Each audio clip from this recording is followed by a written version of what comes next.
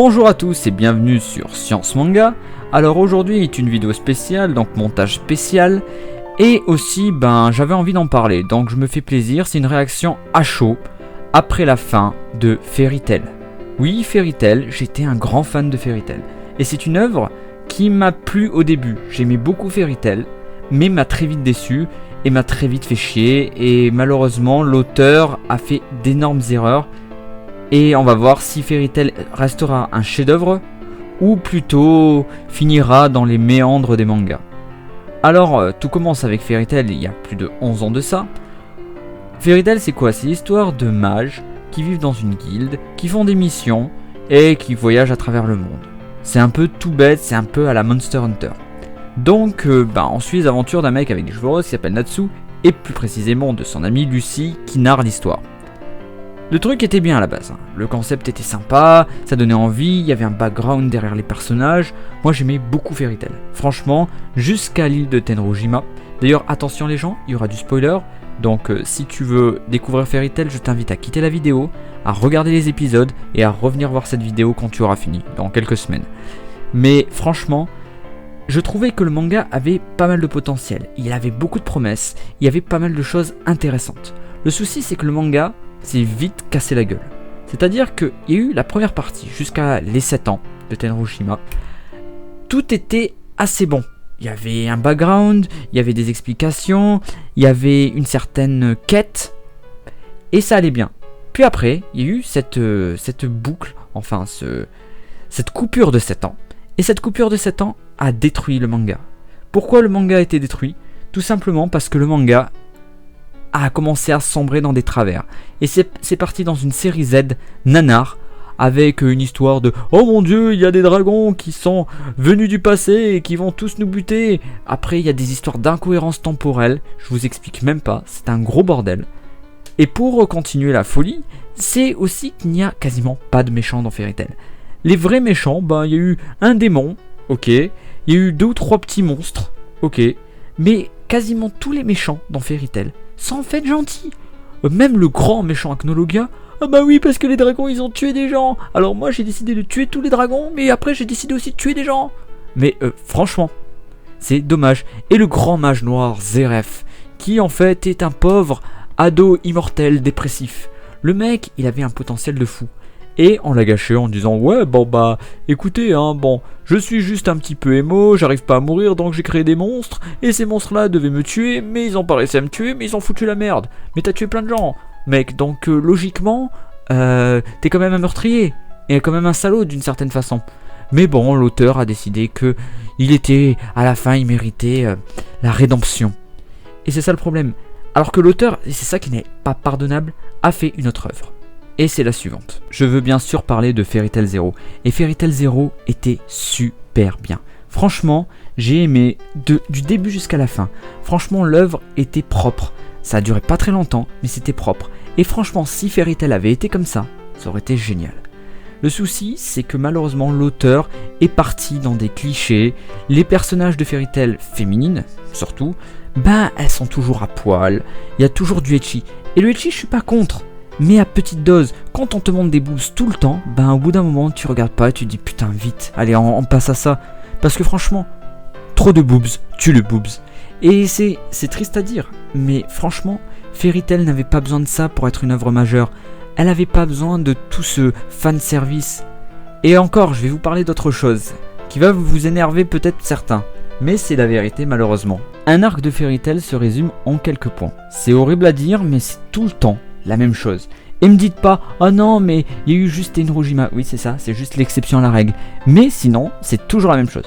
En gros, tu as l'arc qui débute, tu as des nouveaux personnages qui apparaissent. Ces nouveaux personnages vont affronter les gentils. Les gentils vont se faire défoncer. Mais quand je dis défoncer, ils se font littéralement défoncer. Puis, les gentils se remettent en question, blabla, il y a un petit truc, un petit blabla et compagnie. Et bam, après on approche de la fin, et là, directement, les gentils s'énervent, ils trouvent la faille, et les méchants se prennent une PLS. Et à chaque fois, c'est la même chose. Surtout Natsu qui a des power-up insoupçonnés. Je m'énerve. Bim, c'est fini. Un coup de poing, c'est fini. Et c'est ça le problème. Encore dans One Punch Man, l'œuvre est faite comme ça. Le délire c'est je fous une patate, malheureusement j'ai le point le plus puissant du monde, donc je défonce tout le monde. Et ça marche. Mais quand tu parles d'un univers où c'est pas du one shot à chaque fois, c'est dommage. C'est bête. En plus, autre chose, les quêtes. Au début on avait une quête à la Monster Hunter comme je disais tout à l'heure. Ça a disparu complètement. Et là directement c'est des méchants. Et le problème c'est que on enchaîne les combats. Il n'y a plus cette saveur, il n'y a plus cette envie du voyage qu'il y a dans One Piece encore. Il n'y a plus rien, c'est fade, c'est une œuvre, on se dit oui, bon, l'auteur essaie de nous raviver la flamme en disant bon celui-là il va mourir, attention, attention. Et là on tombe encore sur un autre défaut de Fairy Tail. Les personnages de la guilde de Fairy Tail sont immortels. Et quand tu sais ça, t'as plus de suspense, tu sais qu'aucun ne mourra. Aucun, parce que l'auteur ne veut pas les tuer. Et par conséquent, tu te retrouves avec des personnages, oh il est mort, oh mon dieu c'est triste, puis 2 minutes après, il revient à la vie, ou autre chose, et l'auteur ne fait que ça. Et c'est dommage, ce qui casse en fait la maturité, il n'y a aucune maturité dans le manga, et c'est dommage. Et c'est un manga aussi, et là, le défaut final pour moi, l'amour.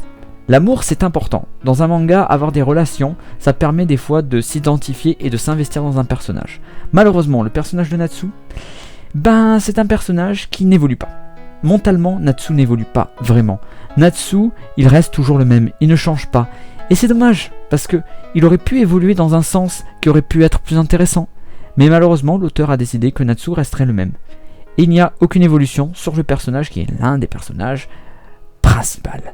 Et c'est la même chose par rapport aux autres. Et quand on voit le dernier scan, et je parle du scan 545, je ne pourrais pas montrer d'image parce que j'ai pas envie de me prendre de strike, vous avez remarqué qu'on vous montre un ou deux couples. Donc on vous montre le couple Gajil avec Levi, ou enfin Ruby. Donc ça c'était sûr à 100%. On te montre aussi un autre couple, Evergreen avec l'autre, la Elfman. Ça marche aussi, il n'y a pas de souci. Mais Erza, qui pourtant était le personnage qui en a pris le plus dans la gueule avec Jelal, il n'y a rien. Ok, donc les fans de Erza Jelal, ils l'ont dans le cul. Mais même Lucy, c'est la même chose. Lucy, on voit qu'elle est en crack, elle est à fond, elle est affolée par Natsu. Mais Natsu lui fait comprendre, on sait pas trop si c'est amical ou autre. Et ça se finit comme au début de Fairy Tail. Ils partent à l'aventure, ouais. Et donc c'est un manga sur l'amitié.